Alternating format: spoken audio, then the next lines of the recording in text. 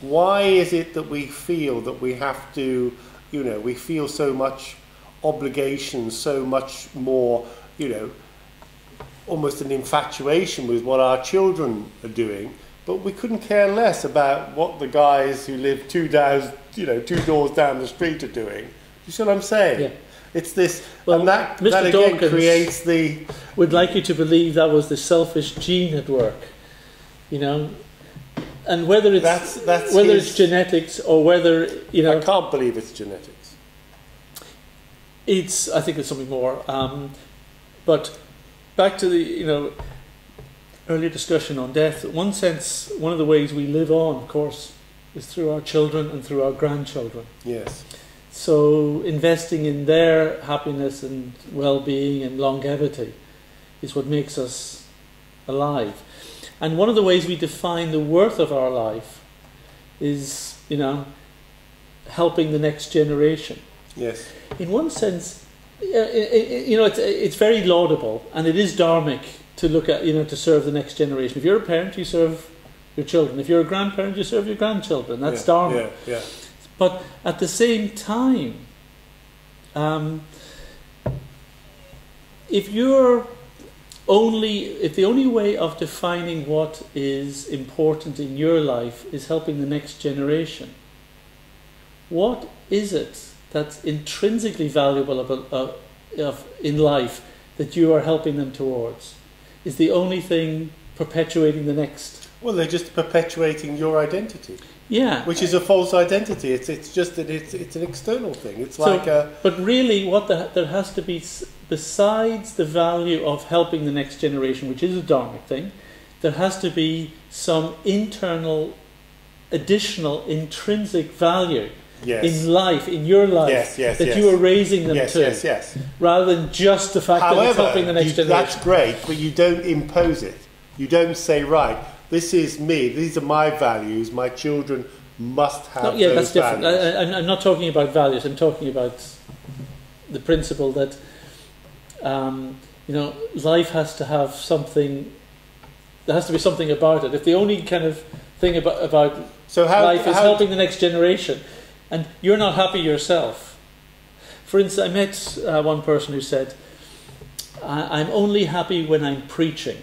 He was talking about preaching the Word of God. So I'm only happy when I'm preaching the Word of God. Right. So my question was, well, what have you got to preach about?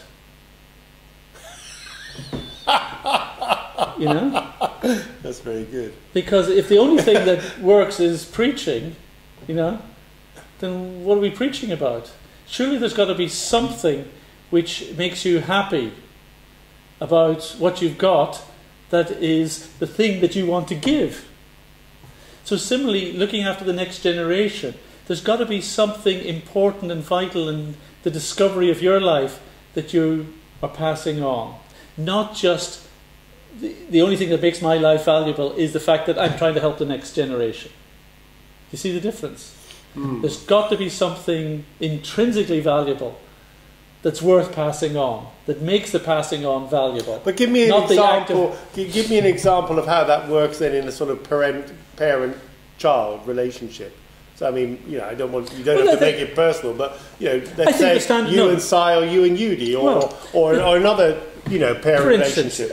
How would you apply that in practice? We've been talking about it, that if I'm doing a kind of job which basically is a struggle from 9 to 5 all day, and they've just come home. Only 9 till 5. Yeah, and I spend my spare time trying to recover from the stresses of it, and I kind of go through that, and I'm raising my kids to follow the same miserable path. Yeah.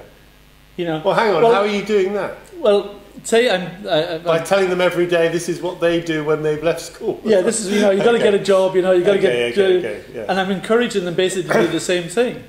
Yeah. So in one sense I'm helping them grow up perhaps, but I'm only just putting them into the same pattern that didn't inspire me. There has to be something inspirational, something that makes my life happy beyond just... But isn't there a presupposition in that? The presupposition being that what makes you happy is going to make them happy. Not necessarily, We're back to generalisations, aren't we? Yeah, but I mean, if I haven't got a joy in life, the things that I'm getting... joy is different. Well, that's what I'm talking. I'm talking about there has to be something in my life that is a joy, that is an insight, that kind of makes my life, feel fulfilled. Yeah.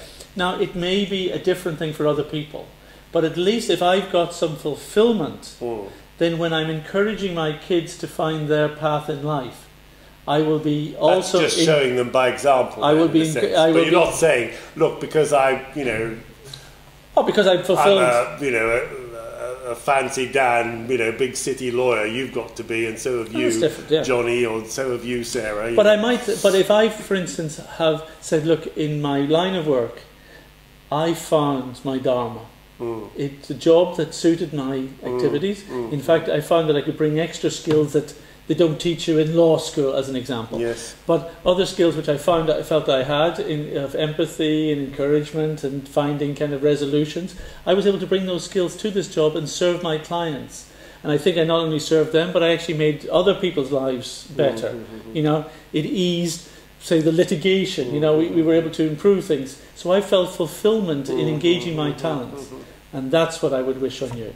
That you find your fulfillment engaging your talents in a way that serves others to the best of your ability.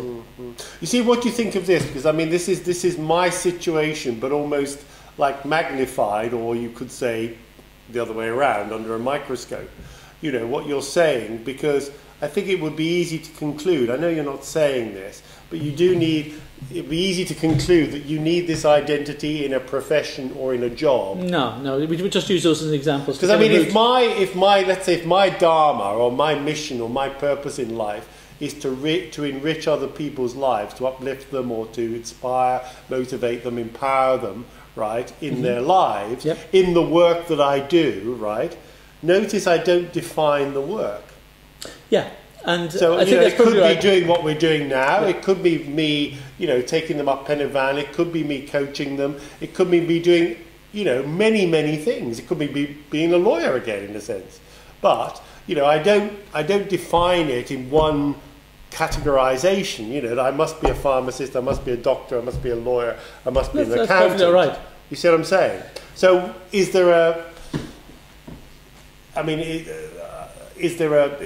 contradiction there, or is that? The identities that you take on don't have to be. Do I have a Dharma in that sense? If I haven't got anything, you've always got a Dharma, but the Dharma becomes clearer when you're able to clarify the identity.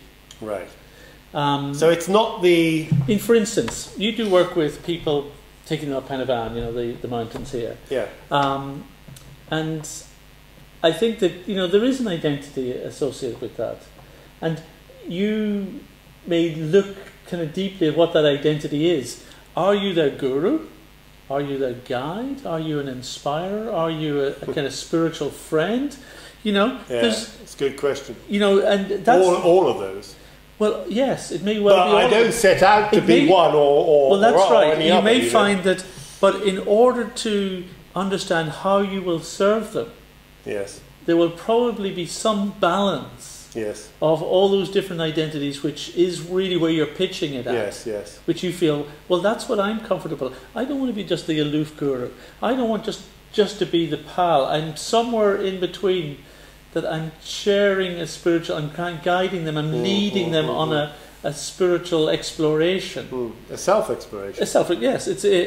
But there is somewhere in all of that, there is a definition of the identity. And it's probably worth exploring that for yourself. Yes. And that will help you feel very comfortable with understanding what you're doing and why you're doing it in that way for them. And how, they will get the best from you.